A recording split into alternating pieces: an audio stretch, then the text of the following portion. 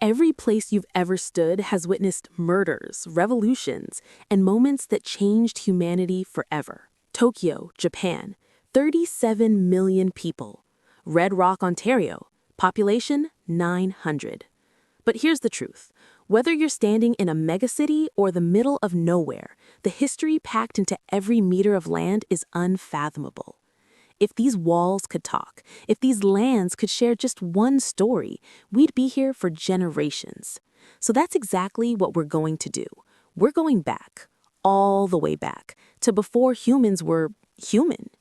Our story begins here, Earth, 85 million years ago. 85 million years ago, primates broke away from other mammals. Think about it. Apes, orangutans, gorillas, chimpanzees, and eventually, us. But here's where it gets interesting. Our ancestors did something revolutionary. They stood up. One simple act, 2 legs instead of 4, and the world would never be the same. Standing upright meant we could see further, travel longer, and most importantly, our hands were free. Free to create, to build, to hold weapons. 1.8 million years ago, Homo habilis appeared. Their brains were small, but they used crude stone tools. Then came Homo erectus, with bigger brains, better tools, and something that changed everything: fire. Imagine being the first human to tame flames, to sit in darkness and feel warmth, to cook food, to see predators' eyes in the night and watch them flee. That's power. Between 200,000 and 150,000 years ago, our species emerged, Homo sapiens. We weren't the strongest. Neanderthals had bigger brains and more muscle, but we had something they didn't: cooperation, the ability to work together like no species before. And so we walked. For thousands of years, we walked. Out of Africa, into Asia, across frozen land bridges to the Americas, island hopping through the Pacific. For 200,000 years, we were nomads, hunters, gatherers. 99% of human history looked like this. Until one day, everything changed. 12,000 years ago, the Neolithic Revolution happened, the agricultural revolution. This was the biggest shift in human society ever, bigger than the internet. This was the moment we stopped being nomads and started being civilized. Somewhere in the Fertile Crescent between the Tigris and Euphrates rivers, humans started planting seeds, domesticating animals, staying in one place. Why? Maybe climate change, maybe to show dominance, maybe accidental, but it changed everything. With agriculture came surplus. With surplus came population growth. With population growth came inequality. For the first time, not everyone had to farm. Some became soldiers, craftsmen, priests, and administrators. The social hierarchy was born, and with it, civilization. But there was a cost. Humans got shorter, teeth rotted, diseases jumped from our domesticated animals to us. Living close together meant plagues could spread like wildfire. The nomadic life was probably healthier, but there was no going back. We had crossed a line, from wanderers to settlers, from equals to rulers and ruled. Welcome to civilization. They developed hieroglyphics, mastered medicine, mathematics, and astronomy. For 3,000 years, they endured. But even Egypt couldn't escape the pattern.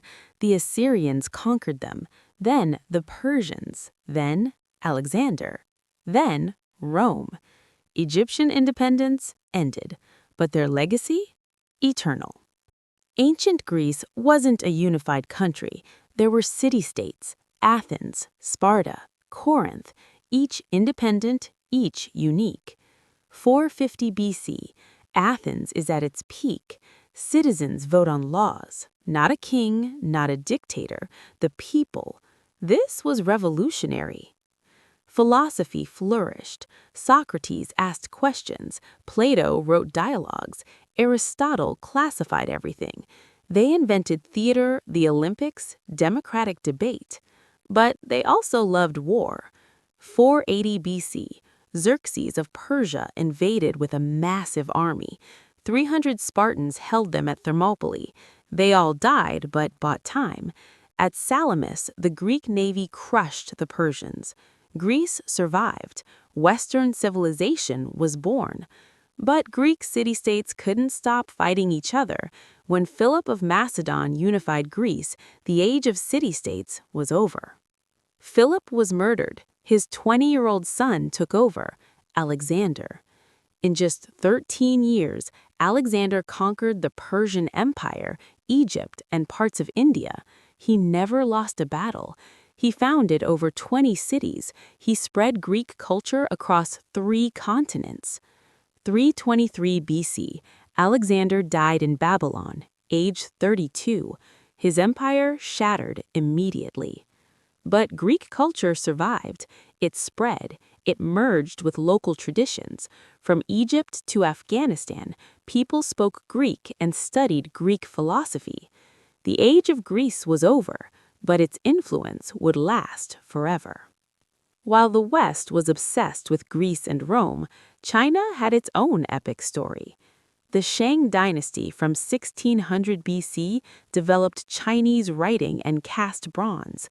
The Zhou followed, claiming the mandate of heaven. But China fractured. Warring states fought for dominance for centuries. Out of chaos came philosophy. Confucius taught order. Lao Tzu preached harmony. Legalists argued for strict laws. 221 BC, the Qing dynasty unified China by force. Emperor Qin Shi Huang standardized writing and currency. He built the early Great Wall. He also burned books and buried scholars alive. When he died, his dynasty collapsed. The Han dynasty took over in 202 BC and ruled for 400 years. This was China's golden age. The Silk Road opened, connecting China to Rome. Paper was invented. Confucianism became state ideology. China became the most advanced civilization on Earth. 753 BC, legend says twins Romulus and Remus founded Rome. One brother killed the other. Rome was born in blood. For centuries, Rome was just another city-state, but slowly, steadily, it expanded. Their greatest rival? Carthage. The Punic Wars lasted over 100 years. Hannibal crossed the Alps with war elephants and crushed Roman armies. But Rome never surrendered. In 146 BC, Rome destroyed Carthage completely. They burned it to the ground and allegedly salted the earth. By the 1st century BC, Rome controlled the entire Mediterranean. Then came Caesar, a brilliant general who conquered Gaul, a populist who threatened the Senate. They ordered him to disband his army. He refused. He crossed the Rubicon with his legions. Civil war erupted. Caesar won and became dictator. On the Ides of March 44 BC, the Senate stabbed him 23 times. Et tu, Brute? His adopted son, Augustus, became the first Roman emperor. The Republic died. The Empire was born. For 400 years, Rome ruled the Western world. They built roads, aqueducts, the Colosseum. They gave us Roman law and spread Latin. At its peak, Rome controlled 5 million square kilometers.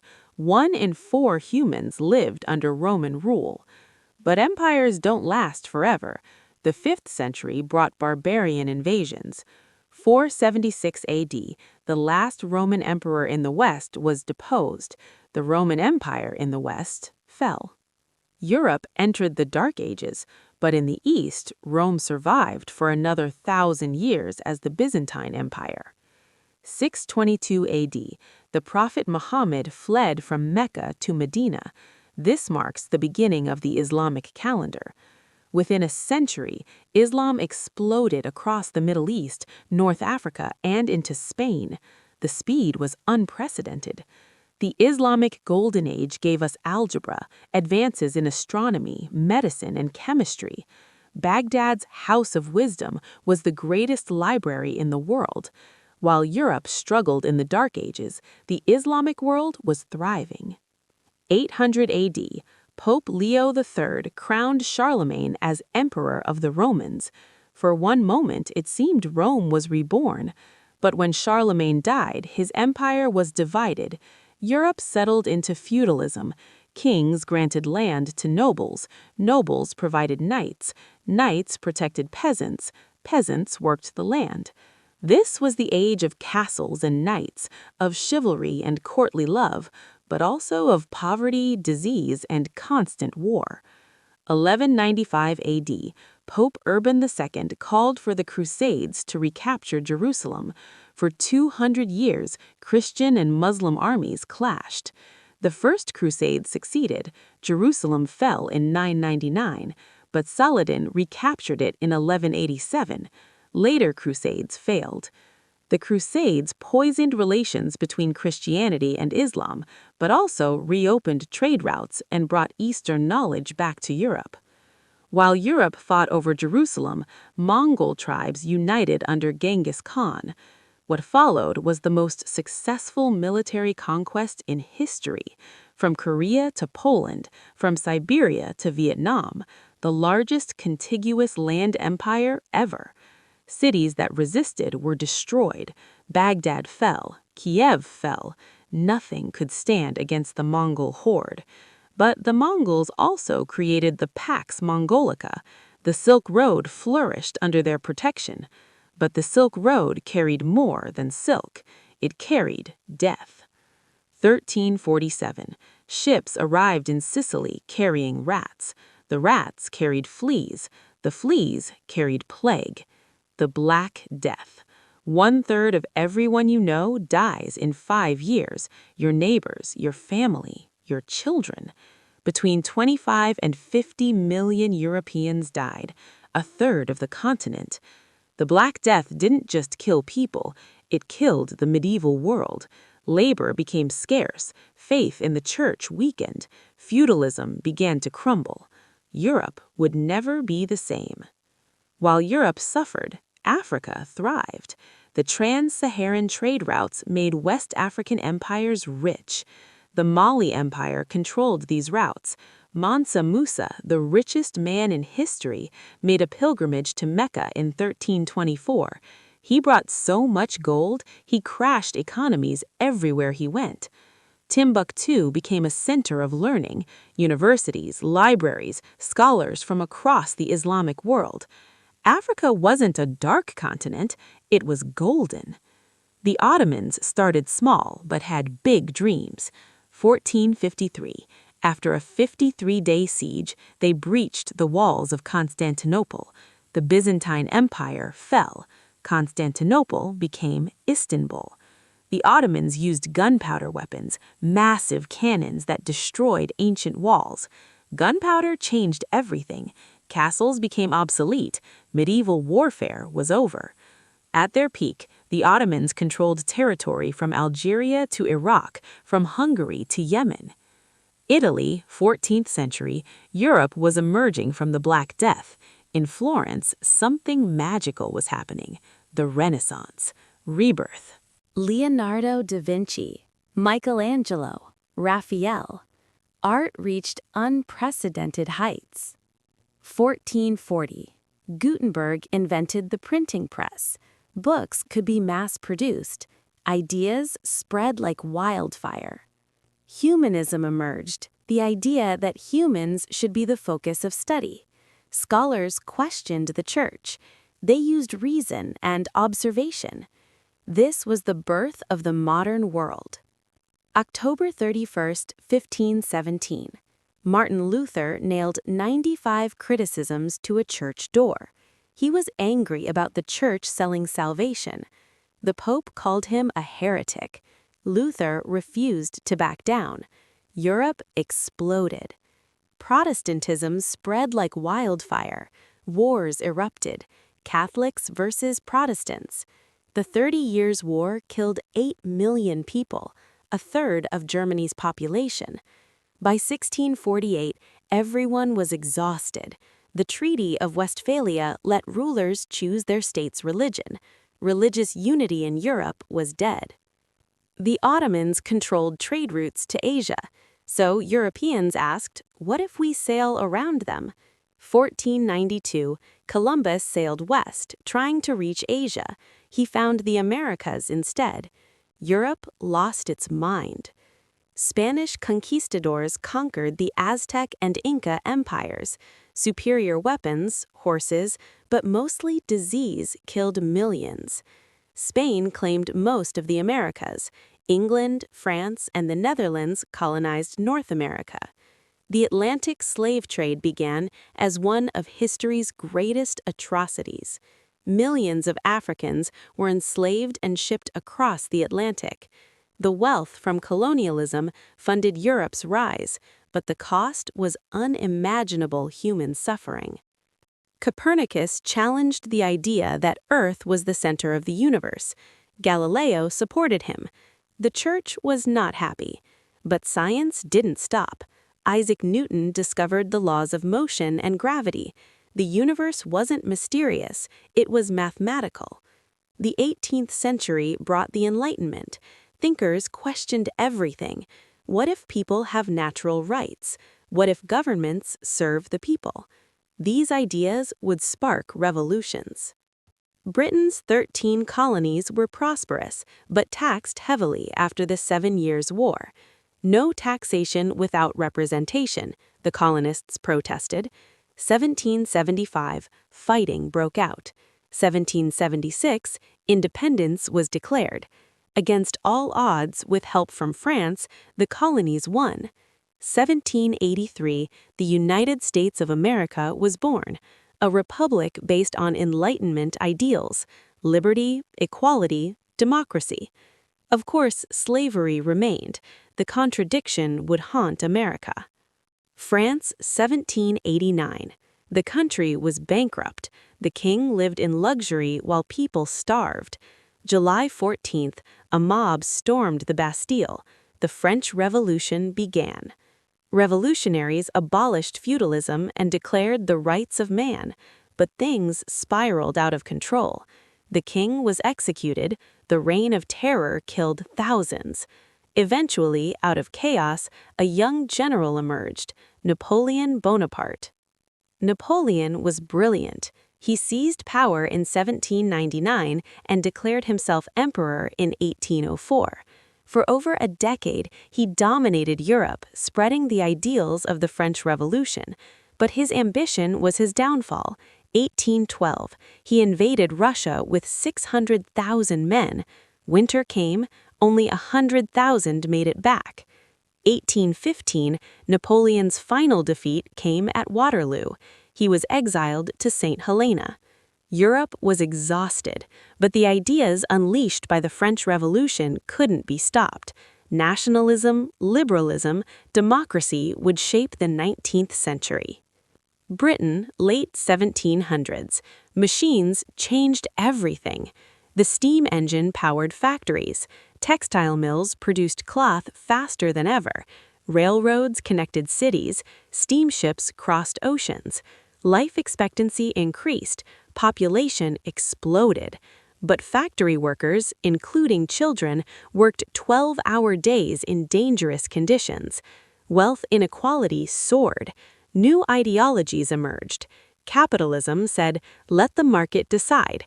Karl Marx called for revolution. These tensions would define the next century. By the late 1800s, European powers divided Africa among themselves at the Berlin Conference. Britain took Egypt, Kenya, South Africa.